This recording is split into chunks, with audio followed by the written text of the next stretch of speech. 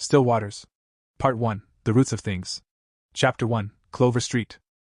There is a particular kind of neighborhood that exists in the American South, not rich, not poor, but something in the middle that feels permanent. The kind of place where the same families have lived on the same blocks for 3 generations, where everybody knows what car belongs in which driveway, and where children grow up believing the world is as small and safe as the 2 square miles they've been given. Clover Street in Macon, Georgia was exactly that kind of place. The Jacksons lived at 412. The Samuels lived at 418. 6 houses apart, with the Hendersons, the Bryants, and the Coopers filling the space between them. There was a massive oak tree at the edge of the Coopers' yard that had low enough branches for climbing, and by the summer of 1998, when Dean Jackson was 7 years old and Ella Samuels was 6, that tree had already become their tree. Not because anyone declared it so. Just because it was. Sheen Jackson was a quiet man with large hands and a mechanic's instinct for understanding how things worked, not just engines, but people. He had married Jai Whitmore when they were both 22, had Dean at 23, and had never once questioned the trajectory of his life. He was certain of the things that mattered: his faith, his family, his integrity. He and Jason Samuels had become friends not through any particular chemistry of personality. They were actually quite different men, but through proximity, time, and the universal language of parenthood. Their wives got along effortlessly. Their kids were inseparable. That was enough. Jason Samuels was louder than Sheen. More opinionated. He had done well in insurance sales and wore his success the way some men do, not obnoxiously, but visibly. He loved his daughter with a particular brand of passion that fathers reserve for daughters they believe are destined for greatness. Eva Samuels, Ella's mother, was a schoolteacher who read books about the human soul and believed deeply in the goodness of people. She and Jai Jackson would sit on the Jacksons' porch some Friday evenings sharing wine and conversation, while Sheen and Jason grilled in the backyard, and the kids, Dean, Ella, and occasionally James Jones from the next block over, ran through the yard until the fireflies came out. James Jones? JJ. Even at 8 years old, there was something slightly tilted about him. Something that watched more than it participated. He had attached himself to Dean with the persistence of a shadow, always appearing, always available, always willing to be whatever Dean needed him to be in any given moment. Dean loved him for it. Dean, who was open-hearted to a fault, who took people at their best and held them there, saw only loyalty in James's constant presence. Sheen Jackson saw something else. That boy follows Dean like he's trying to figure out how to become him. He told Jai one night after the kids had gone to bed. Jai looked up from her book. He just admires him. There's a difference between admiring somebody and wanting to replace them, Sheen said quietly. I'm just not sure James knows what that difference is. Jai told him he was overthinking it. He let it go. But he didn't stop watching. Ella Samuels was, from a very young age, the kind of girl who knew exactly how to be perceived. This is not to say she was false, not entirely, not yet, but she had an instinctive understanding of audience. With her parents, she was the dutiful, bright-eyed daughter who made honor roll and sang in the church choir. With her friends, she was funny and warm. With Dean, she was something softer, something that felt like surrender, or what she'd learned surrender was supposed to look like. Dean Jackson didn't have layers in that way. What you saw was what existed. He was athletic, sharp, loyal, and funny, with a laugh that started in his chest and ended with his whole face. He made friends easily and enemies rarely. He was the kind of boy who helped elderly neighbors carry groceries not because someone was watching, but because it didn't occur to him not to. By the time they were in middle school, everyone on Clover Street and beyond had simply accepted them as a unit. Dean and Ella. Ella and Dean. Their names had merged in the neighborhood's consciousness the way rivers merge, quietly, inevitably, and without any particular announcement. His parents watched this with different eyes. Jai Jackson adored Ella publicly and worried about her privately. She's a performer, she told Sheen once. I don't mean that ugly. I just mean she's always on. I've never seen that girl just be. Sheen nodded. Dean loves her though. Dean loves what he sees. I just wonder sometimes if what he sees is all there is. Neither of them said it to Dean. He was their son and he was happy and they believed, the way good parents do, that love had its own wisdom, and perhaps they were wrong, and perhaps it would all work out, and perhaps Ella Samuels would grow into the woman she appeared to be. They waited. They watched. And they kept their mouths shut, because that is also what good parents do. Chapter 2, What Boys Become. By high school, the geometry of the 3 of them, Dean, Ella, JJ, had calcified into something that looked like friendship but functioned more like a closed ecosystem with its own invisible rules. Dean was the son. Everything orbited him without his awareness or intention. He had grown into his father's broad shoulders and his mother's quiet confidence.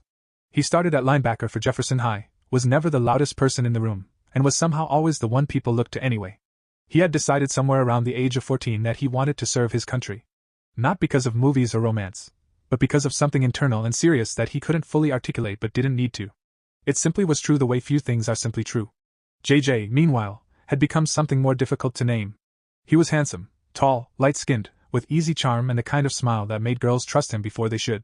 He played ball with Dean, ran in Dean's circles, dated girls that Dean's attention had already filtered through. He never acknowledged this pattern. Neither did anyone else, not openly. He wore Dean's cast-off Letterman jacket for a semester after Dean gave it to him, and he wore it like a trophy. He told people stories about things Dean and he had done together and subtly repositioned himself from witness to protagonist. Small things. The kind of things that required a particular quality of attention to detect. Dean detected none of them.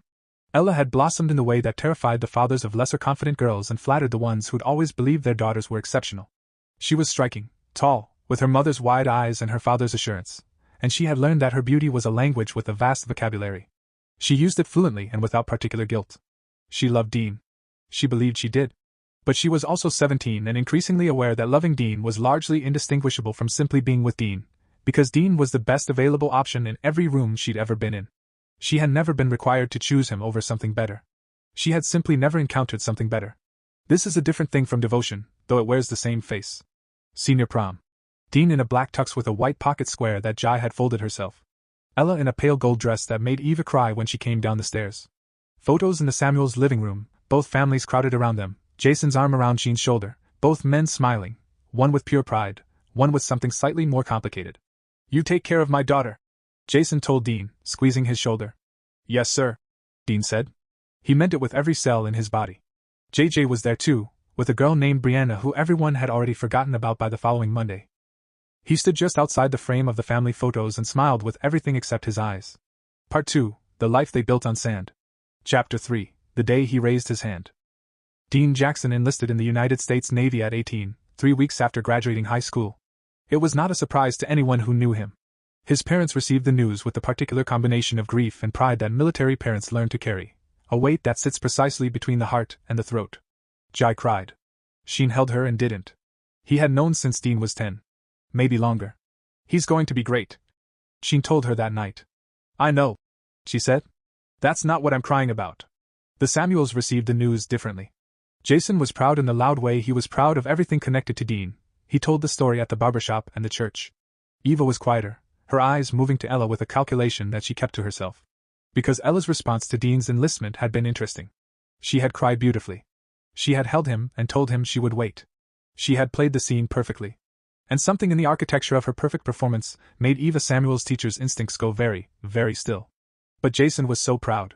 And Ella had always been able to find the shelter of her father's certainty. They got engaged the week before Dean shipped out for boot camp. A simple ring. Dean had worked 2 summers to afford it.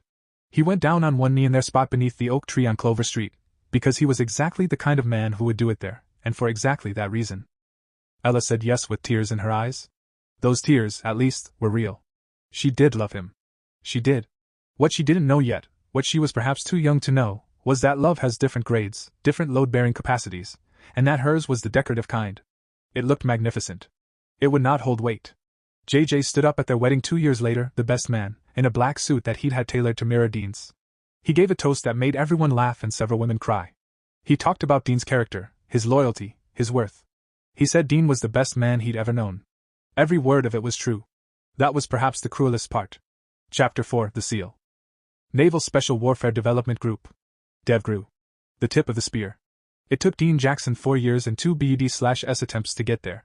The first failure, a stress fracture in his left tibia 3 weeks before Hell Week, broke something in him briefly, and he rebuilt it into something harder. He was not the biggest man in his class, not the fastest. He was the most stubborn. He was the one who, when every rational cell in his body was telling him to stop, had a longer conversation with himself than most men could survive, and came out of it still moving. He became a SEAL at 23. He became a decorated one by 27. The operations were classified and the stories were not his to tell, so he didn't tell them. He brought the weight home in other ways, in silence sometimes, in a particular quality of watchfulness, in the way he'd wake at 3 a.m. and sit in the living room of whatever base housing they occupied and simply breathe through something invisible, until it passed. Ella was there for all of it, in the technical sense. She had learned the rhythms of military life with the adaptability that had always been her hidden genius. She was good at being the wife. Good at the functions and the dinners and the other wives' brunches where she was universally adored. She was organized, capable, beautiful, and reliable in all the ways a Navy wife needs to be reliable, on the surface, where the Navy could see her. She told Dean she was happy. She posted photos of their life that accumulated thousands of admiring reactions. She hosted dinners and maintained friendships and kept the house immaculate, and wore the role of Dean Jackson's wife the way she wore everything, like it had been designed specifically to flatter her. What Ella couldn't survive was the loneliness. Not the dignified loneliness of sacrifice, which she could have performed admirably, but the grinding, unglamorous loneliness of being married to an absent man while being a woman who needed an audience. She needed to be witnessed. She needed to be chosen, daily, actively, loudly. Dean's love was constant but quiet. It lived in his actions, in his dedication, in the way he called every available moment, and meant every word he said. But he could not be there. The nature of what he'd become made him perpetually, necessarily, heartbreakingly not there. This is not an excuse. It is a geography. And into that geography, with the reliability of water finding a crack in stone, stepped James Jones. Chapter 5. The Shadow Finds Its Moment. J.J. had followed Dean into the service. The Army, not the Navy, another subtle displacement that he framed as his own choice, and had washed out of Ranger selection in his first attempt and never went back. He told people it was an injury. He told Dean the same thing. Dean believed him and never thought less of him for it, because Dean did not think less of people for the honest things that defeated them. J.J. left the service at 24 and entered the civilian world with Dean's reflected shine still useful enough to open doors. He used Dean's name liberally in introductions. He had a talent for networking, for making people feel seen, for arriving in rooms and reorienting their gravity toward himself. He started a small security consulting business, and did well enough. He dated a series of women with the carelessness of a man who has decided that women are a resource to be managed rather than people to be known. Ella was not the first of Dean's women he pursued. There had been a girl in high school, Mara, who'd been with Dean briefly before Ella, and J.J. had gone after her within a month of the breakup. He told himself it was coincidence. He told himself a lot of things. When J.J. began appearing more frequently in the city where Dean and Ella were stationed, with business justifications that were just plausible enough, with invitations to dinners that Ella accepted because she was lonely and J.J. was familiar, it happened slowly enough that she could refuse to see it for what it was. He was charming. He was present in all the ways Dean couldn't be. He reminded her of home, of before, of a simpler time. He told her she deserved more than a husband who was always gone. He didn't say it cruelly. He said it sympathetically, with his hand covering hers across a restaurant table, his eyes doing the specific work that had practiced expressions of sincerity for years. The first time was a mistake that she swore was the last time. There were 11 more last times over the following 3 years. She told herself Dean would never know. She told herself J.J. cared for her. She told herself the distance that had grown between her and Dean was Dean's fault, Dean's choice, Dean's career. She built a cathedral of justifications and lived inside it. J.J. told himself this was simply what Dean had always gotten, that he deserved the best. And so he was taking it. Correcting an imbalance. There was no guilt in an act of restoration. He told himself these things late at night in hotel rooms while Ella slept beside him, and he almost believed them. Almost. Part 3. The Thing That Cannot Be Hidden. Chapter 6. A Positive Sign. Ella Samuels Jackson took the pregnancy test in the bathroom of a hotel in Charlotte on a Thursday morning in March, and she did not breathe for the full 3 minutes she stood there staring at the tile. 2 lines. She sat down on the edge of the cold tub and did the arithmetic with a precision that surprised her, a dissociation of the self into something functional and calculating that she had not known she was capable of. The calculation was immediate and devastating. Dean had been deployed for 5 months. He was due back in 6 weeks. The timing was anatomically impossible to attribute to him without a confrontation she could not survive. She called J.J. His response was silence then. Okay. We need to think about this. We. As though this were a shared business problem. I'm not getting rid of it, she said, and she surprised herself with that too. She didn't know where it came from, some bedrock place below all the performance, all the calculation, but the moment she said it she knew it was non-negotiable. Ella. I said I'm not. More silence. Then. So what are you going to do? She didn't have an answer yet. What she had was a plan in its embryonic form, built on the one currency she'd always had in abundance, the ability to control what people perceived. She told Dean she had miscarried early in the pregnancy. She told him it was his, from R&R leave 7 months ago. She backdated the calculation in her telling with a confidence that came from years of performance. Dean was devastated. He cried on the phone in a way she had never heard him cry, and something in the sound of it almost undid her. Almost. She told her parents nothing. She reduced her social presence, citing grief. She wore the loss like a careful garment, and accepted the sympathy and let it conceal the architecture beneath. J.J.'s daughter, because she was going to be a girl, they would learn, was born on a Tuesday in October, in a hospital 3 states away from anyone who knew either of them. Ella had arranged everything with a cold logistical competence that, in another context, would have been impressive. She named the baby Lily. She left the baby with J.J.'s aunt, a woman paid generously for her silence and her discretion, and she flew home to Dean, who was between deployments, and she held him at the airport as though she were holding something she intended to keep. She was. She just wasn't sure what it was anymore. Chapter 7. What Jai Saw. Sheen Jackson had bad knees by 60, so it was Jai who walked 4 miles every morning through their neighborhood, past the house where the Samuels no longer lived but where the oak tree still stood, enormous now, its lower branches long since grown beyond climbing. She noticed things on her walks. She had always noticed things. She noticed that JJ, who visited Macon 2 or 3 times a year under the banner of keeping in touch with home, had started keeping different hours than he admitted to. She noticed that he asked about Ella with a frequency and specificity that wasn't quite right. She noticed that his questions about Dean's deployment schedule, framed as friendly curiosity, had a navigational quality. She noticed that Ella, at Christmas 2 years ago, had looked at JJ for just a half-second too long across the dinner table, and that JJ had looked away first, and that the looking away was practiced. Jai Jackson had taught Sunday school for 30 years. She had watched human beings be human beings up close for a very long time. She knew what people look like when they were hiding something. She knew the specific texture of guilt. She told Sheen. Sheen was quiet for a long time. Then he said, "How sure are you?" "Sure enough that I'm afraid to be sure." "We can't tell him." "I know we can't." "If we're wrong." "I know." "And if we're right and we tell him." "I know, Sheen."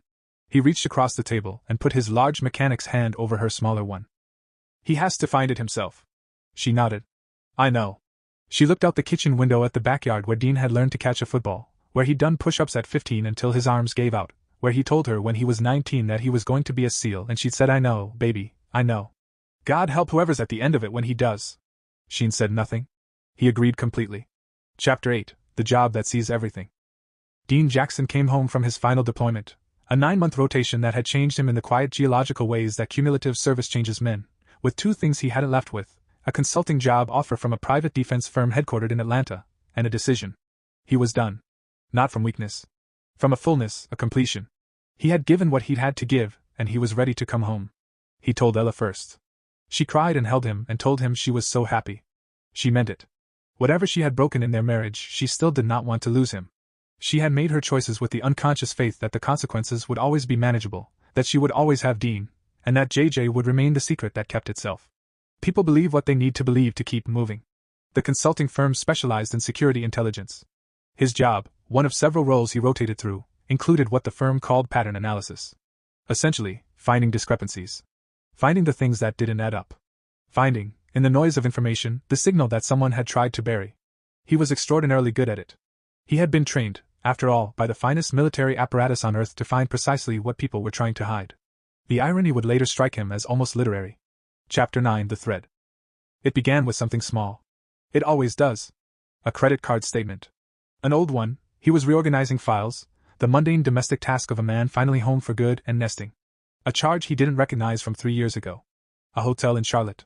He would have dismissed it, business trip, he'd have thought, something she'd mentioned, except that he checked his deployment record and in that specific 3-day window he had been home. They had been together that week. He remembered it specifically because it was the week she told him about the miscarriage. He had been home. She had also been in Charlotte. He sat with that for 3 days without saying anything. He returned to the file. He found 2 more hotel charges in different cities across a 14-month period, all during deployments. He found a name in an old email thread she'd left logged in on the shared computer, an oversight so small she'd never have imagined it mattered. The name was not shocking. The name was the worst possible name. James. He closed the laptop. He walked outside. He stood in the backyard of their Atlanta home in the dark for a long time. Then he went back inside and began, with the systematic precision of a man trained to plan operations in hostile environments, to find everything. It took him 11 days. He found the financial transfers to a woman in Savannah named Rochelle. He found the birth record, Georgia State Database, accessible through a contact at the firm, for a child named Lily Jones, mother listed as Ella Samuels, father listed as James A. Jones, born the October after Ella's miscarriage. His daughter. His wife. His best friend. And a child who had been alive for 2 years while he had been grieving the child he thought he'd lost. Dean Jackson sat in his home office and experienced something that is difficult to name. It was not simply anger, though anger was present the way a foundation is present, below everything else. It was not grief, though grief was there too, equally structural. It was something closer to a total recalibration. The world as he had built and understood it, dismantled with the quiet efficiency of an expert, piece by piece, in 11 days. He was his father's son. He did not act impulsively. He made a plan.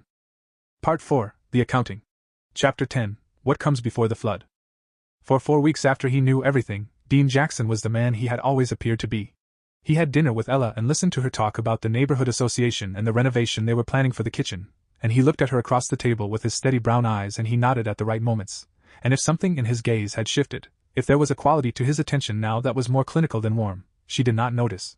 Or perhaps she chose not to. He called JJ twice. Normal calls. Sports, old stories, the easy patter of a lifelong friendship. JJ was relaxed and funny and warm in the way he could be when he wasn't working to manage something. Dean listened to the rhythms of his voice and confirmed what he already knew. JJ did not suspect that he knew. JJ thought he was safe. Dean had learned from the best operators in the world that there is a moment, in any complex operation, where the target is most vulnerable. It is not when they are defensive. It is when they believe they are safe. He contacted an attorney, not in Atlanta, in Birmingham, and had the first of several conversations. He gathered documentation with an archivist's patience. He made arrangements. He coordinated with a journalist he trusted, a man he'd known in a different context, a man who believed in accountability and understood the difference between a story that needed telling and one that simply hurt people. This one, Dean believed, needed telling. Not for revenge. Or not only. But because the lies had spread like roots beneath the foundation of too many lives. His parents had lived for years in the discomfort of their suspicions, unable to speak. His daughter, the word he still had to force himself past, existed in another city, unknown to anyone who should have known her. The Samuels believed their daughter was a woman of character. The extended world of Clover Street and Jefferson High and everyone who'd ever said Dean and Ella as though it were a single word, they all lived in a story that was constructed from the inside out. Lie, Dean had been taught, was not cruelty.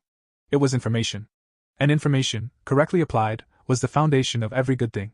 He waited until the moment was right. Then he called JJ and invited him to dinner. Chapter 11: The Table. JJ arrived at the restaurant in a good suit, because he owned many good suits and wore them the way he wore everything, as a declaration of arrival. He smiled when he saw Dean. He always smiled when he saw Dean, the old neighborhood smile that had not changed since they were 8 years old, and Dean had for 30 years received that smile as pure love. He received it now as data. They ordered. They made conversation. JJ told a story about a client in Dubai. Dean laughed when the laugh was required. He was, underneath everything, still a professional. After the entrees were cleared, Dean set his napkin on the table and looked at JJ with the specific quality of attention that had made men in dark rooms in foreign countries understand very quickly that they were in a different kind of conversation than they'd thought they were in. "I know about Lily," Dean said. The restaurant continued its ambient noise. Someone laughed 3 tables over. A waiter moved past with a tray. JJ's face did 3 things in rapid succession. It opened, then closed, then tried to find a third option and couldn't. "Dean, I know about all of it. The Charlotte Hotel. The others. The birth record. Rochelle in Savannah." Dean paused. "I know about Mara from back then. I know that pattern goes back further than Ella. I know what you are, James." JJ said nothing. For perhaps the first time in Dean's living memory, James Jones had nothing to say. "I'm not going to hurt you," Dean said quietly. "I need you to understand that. Whatever part of you came here expecting that, let it go. I'm not that. I've never been that." He reached into the inside pocket of his jacket and placed a legal envelope on the table. "I'm going to ask you to read what's in that envelope. And then I'm going to ask you to do the right thing, which I acknowledge is a significant ask given your history with the concept." JJ looked at the envelope. He did not touch it. "The paternity acknowledgement is already drawn up," Dean said. "The financial arrangements are fair. More than fair. You can be her father without erasing what you've done. Those are 2 separate things and one doesn't cancel the other." He looked at his oldest friend for a long moment. "But she deserves to know who she is. She deserves honesty. That's not something I'm negotiating." JJ's jaw moved. His eyes, for the first time that Dean could remember, showed something unguarded. Whether it was shame or fear or some combination that didn't have a clean name, Dean couldn't say. "What are you going to do?" JJ finally said. "I've already done most of it," Dean said. He picked up his water glass. "Ella is being served tomorrow morning." He took a sip. "My parents know everything. I told them last week. My mother asked me to tell you that she forgives you, which I think is remarkable, and which is also entirely her business." He set the glass down. "The Samuels don't know yet. They'll know soon. I thought they deserved to hear it before it became general knowledge." "General knowledge," JJ repeated very quietly. "The story is already written. I had some involvement in ensuring it was accurate, fair, and complete." Dean looked at him. "Every woman you've done this to. Every person whose life you've positioned yourself inside because it was easier than building your own. It's all there. All of it. Contemporaneous. Documented." He paused. "This wasn't about you, James. It was never about you. You were an instrument of something. But the truth is the truth, and it exists whether or not we acknowledge it." He stood. He buttoned his jacket. "I loved you, Dean said. It was not sentimental. It was a statement of record. I genuinely did. I think that's what made you feel like you could do it. And I think that's something you'll have to carry. He left JJ sitting alone at the table with the envelope and the check and the wreckage of the person he pretended to be. Chapter 12. Ella. She had been served the divorce papers at 9 a.m. By noon she tried to call him 7 times. He answered on the 8th. How long have you known? She asked. Her voice was strange. Scraped down to something he'd never heard before, something below the performance, some frequency she'd never let him hear. Long enough. Dean. A breath. Dean, I don't need an apology, he said. I need you to understand that Lily is going to know she has 2 fathers. A biological one and the one who was lied to and is choosing, regardless, to be present in her life if she ever wants that. He paused. I need you to understand that whatever story you've been telling yourself about why you did this, you can keep that story. It's yours. I'm not asking you to perform remorse for me. I'm asking you to be honest with your daughter, whoever she grows up to be. Silence on the line. Do you hate me? She asked. He thought about this honestly, the way he did everything. No. I think I understand you better now than I ever did, and I think that understanding is a different kind of grief than hate. He paused. I think you were always trying to survive something I never knew you were afraid of. I think you should have told me. I think you couldn't. Another pause. I think I might have been able to help you. That's the part I'll carry. She was crying. He could hear it, really crying, not the performed version. He recognized it as real because it sounded ugly and effortful, and nothing like the way she'd always cried before. I'm sorry, she said. Raw. Structural. True. I know, he said. Take care of yourself, Ella. He ended the call. He sat for a moment in the silence of the house that would soon no longer be theirs. Then he picked up his phone and called his mother. Chapter 13. The Samuels. Jason Samuels received the news in the way that proud men receive the most devastating information about the people they've been proudest of, in stages, each stage more incomprehensible than the last, with his wife's hand on his back and a silence in the room so complete that the refrigerator's hum was audible from the next room. He had 100 things to say. He said almost none of them. What he finally said to his wife, when the full scope of it had settled into something like comprehension, was, "When did we lose her?" Eva Samuels, who had had her quiet moments of doubt across the years and had kept them to herself, said, "I don't think we did. I think we never found her." Jason looked at his hands. "I thought I knew my daughter." "You knew the one she showed us." "We did that, Jason. We let her learn that the performance was enough." Eva was not being cruel. She was being, as she had always been at the level beneath her optimism, a teacher. "We loved her for who she looked like instead of demanding she become who she actually was." He didn't defend himself. He didn't argue. He was, for perhaps the first time in his adult life, simply a man sitting in his kitchen, reckoning with something without the shelter of his own certainty. "I owe that boy an apology," he said finally, thinking of Dean. "Yes," Eva agreed. "You owe him honesty more than apology. They're different things." She reached over and touched her husband's face with the practiced tenderness of a long marriage. "Call him." He did. It was a short call. Mostly listening.